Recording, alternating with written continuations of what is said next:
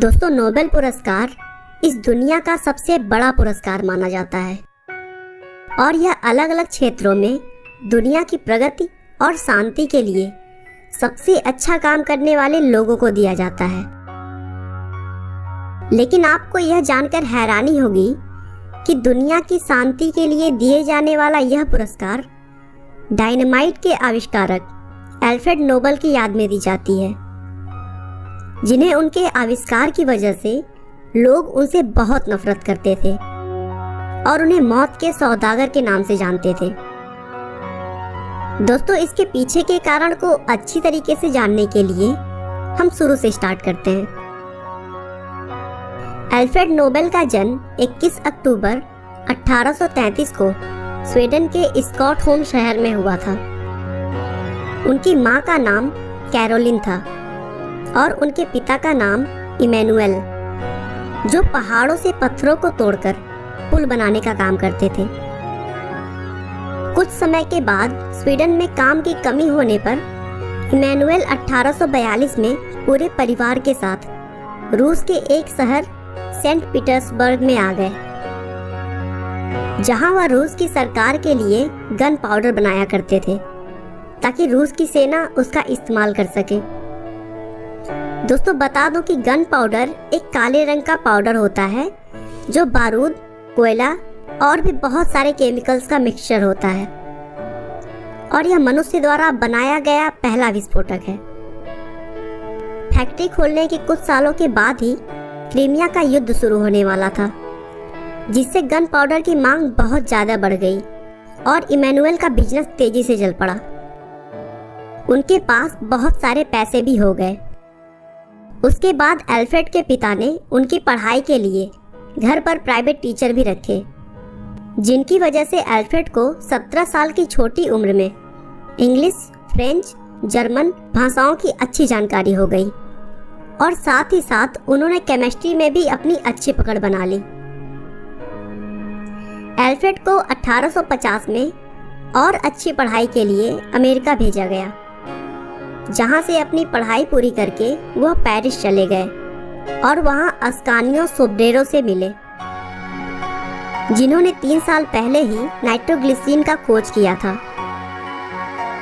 Nitroglycerine एक ऐसा chemical था जो गन पाउडर या फिर किसी और विस्फोटक से कहीं ज़्यादा शक्तिशाली हुआ करता था, लेकिन उसमें एक बहुत बड़ी कमी थी कि वह सुरक्षित नहीं था। उसे एक जगह से दूसरे जगह पर आसानी से नहीं ले जाया जा सकता था, क्योंकि वो कहीं भी ब्लास्ट हो जाता था।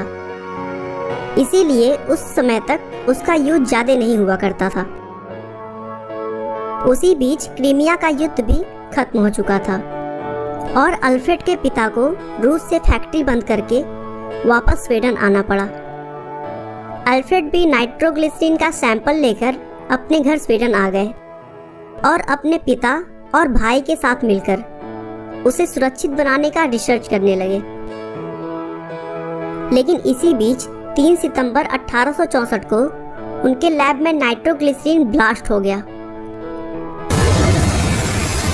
और उसमें उनके भाई इमिल की मृत्यु हो गई, जिसके बाद से उनके पिता ने वह काम छोड़ दिया और स्वीडन की सरकार ने भी रिसर्च लैब शहर में खोलने पर रोक लगा दिया।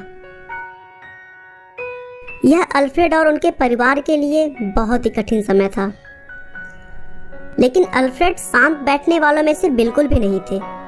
उन्होंने शहर के बाहर एक नया लैब बनवाया और वह पूरी शिद्दत के साथ नाइट्रोग्लिसरीन को सुरक्षित करने की खोज करने लगे।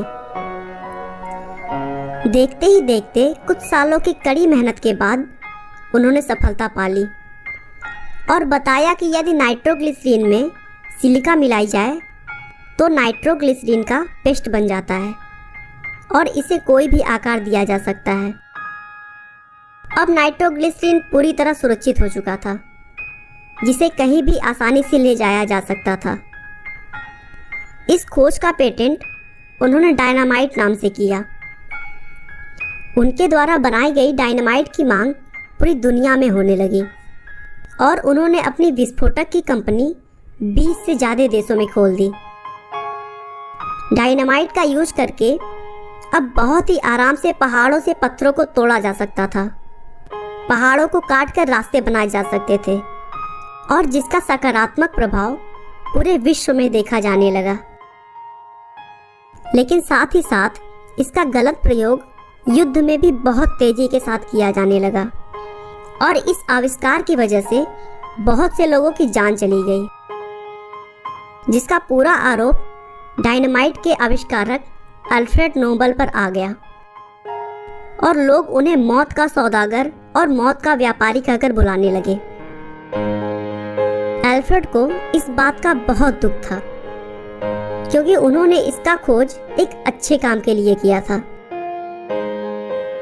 वह अब बूढ़े हो चुके थे और अपनी पूरी जिंदगी इस दुनिया के नाम करने के बाद वह बदनाम होकर नहीं मरना चाहते थे।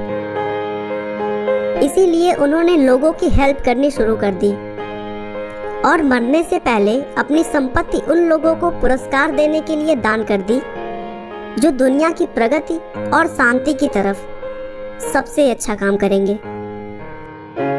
10 दिसंबर 1896 को अल्फ्रेड नोबल की मृत्यु हो गई, लेकिन हर साल उन्हीं के द्वारा दान की गई संपत्ति से 10 दिसंबर को इस विश्व का सबसे बड़ा पुरस्कार नोबल पुरस्कार दिया जाता है।